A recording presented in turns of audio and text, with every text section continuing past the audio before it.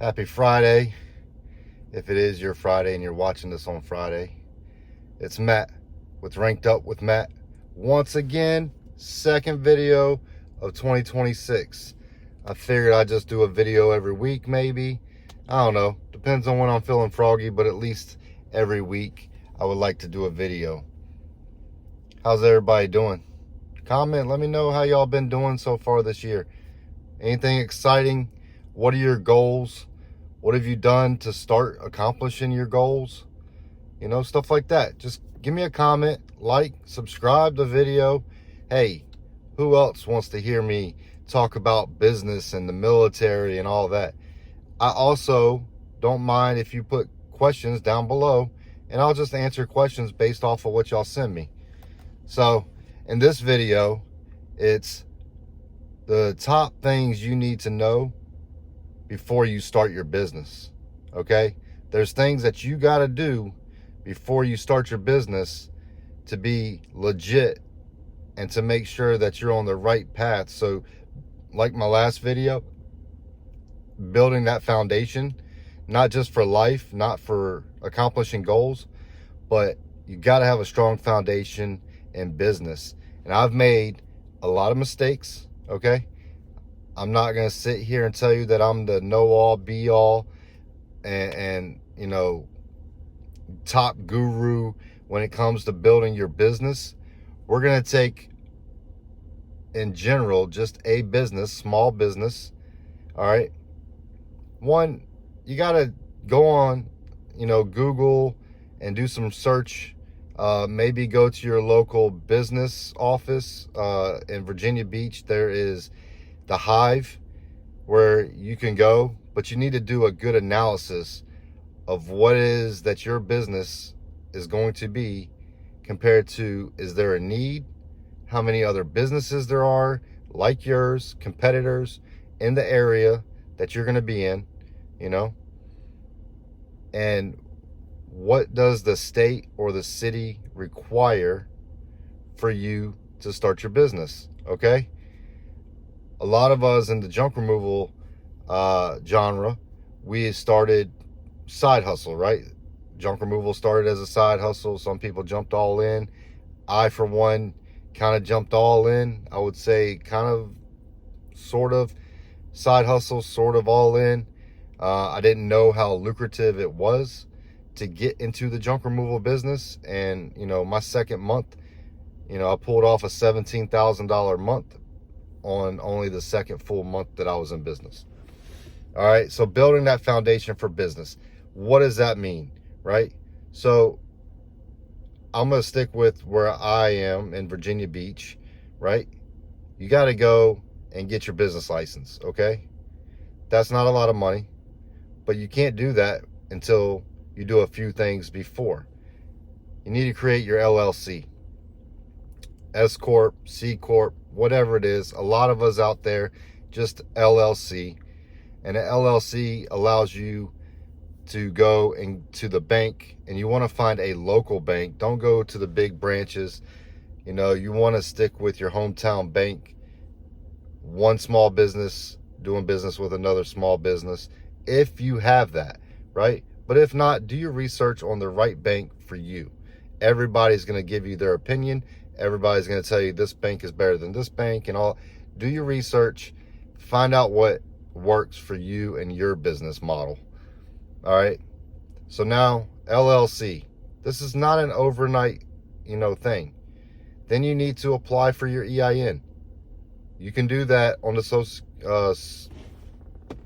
IRS, not Social Security, IRS website. Don't pay for the LLC and the EIN. Just create your LLC. When you do the LLC, don't put your house as the business, because on Google, when you put the Google My Business, it's going to pull that address, show a picture of your house. And if you're like me, I don't want nobody showing up at the house. Ain't no need to come to my house and get shot like that. That'd be stupid.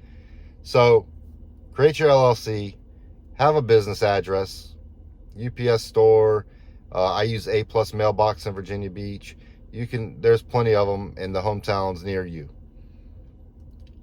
go on to the IRS website, create your EIN. The EIN is a 9-digit number just like your social, but it identifies your business. Okay? So LLC, business address, that is not your home address, but it can't be a P.O. box. Okay? Make sure you have a legit address. You create an EIN. That's that 9-digit number that the IRS loves to associate with the businesses. All right, so now you got your LLC made, if that's the route you went. You got your business address. You got the EIN. Now you need to go get a bank account. Go get you a bank account with the bank that you have in your hometown. Create a relationship with the bank. All right? Create a good business working relationship with the bank, okay? And I'm not saying go in there and get a loan, but just create an account. You want to keep your business money and your personal money totally separate. You don't want to combine the two. Don't combine business money with personal, okay? Keep your finances totally separate, all right? And once you do that, now you got a business account, you have a business, you go to your local revenue office or your tax office or city hall, whatever it is that you have to do, and you need to apply for a business license, all right? The costs vary, different cities, different states, but go ahead and get your license. Once you get your license, it would be a good idea to use a company. I use Next Insurance, okay? But you probably want to be covered for liability for your insurance, because people are going to be out there and something happens and you don't have insurance. It's got to come out of pocket, or it could bankrupt your business finances. You want to make sure that you get some kind of liability. It varies on what your business is, but I can tell you, for me personally, in junk removal, I have a $2 million liability. And to give you an example of what your cost would be, for me, for junk removal, it's under $50, right? A month, okay? That is going to be a what if scenario. Having insurance, just like car insurance, is a what if scenario. What if some shit happens? What's going to happen if you're at a house and you're a painter, or you're a mover, or you're a junk removal guy? You know, make sure you're following the laws of your city and state. You don't want to get caught conducting bad business, all right? So, now you have everything set up. You're licensed in the state. You got your LLC. You got your bank. You're ready to go, right? And I'm sure before all this, you've probably tested the waters. You've probably looked into different things that your business can do in the area that you live or you operate in. All right. You need to do a really good analysis of the similar businesses, your competitors in your area. I'd say within a 15 to 25 mile radius of your operating area. You need to find out the pricing of the items or the service that they provide. You don't want to come in too low, but you also don't want to be super high. You want to kind of tailor your pricing. Well, you're not really experienced. You haven't been in business for a long time, so you don't want to be on the high end, but you don't want to be the cheap guy, right? So you got to come somewhere in the middle, but do your homework, do your analysis of competitors, competitor pricing, make sure you know everything about your area and what your business can do for them.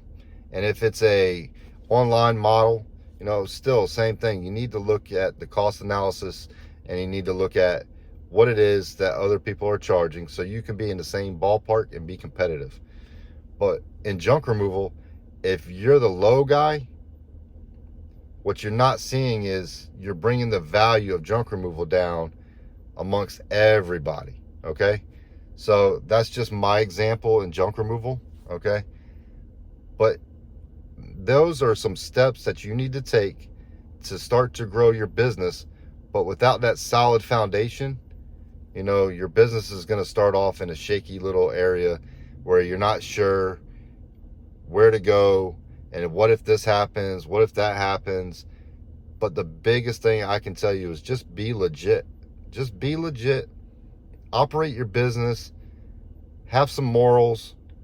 Do it the right way. And it might seem that climb to success is a little slow at first, right? Nobody ever started at the top of the ladder. We had to start at the bottom somewhere, right? So learn everything that you can. Be at every networking event that you can be at.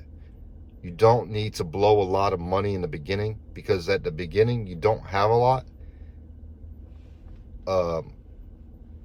Trying to put your personal finances to push your business is probably not the best thing to do. But just remember, it's a slow climb. But if you do it the right way, word of mouth, after doing so many good services, good jobs, having so many good customers, is going to make your business explode.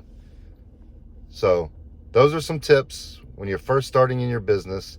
Build that solid foundation for the growth and the health of your business. My name's Matt with Ranked Up with Matt. Until next time, have a great day.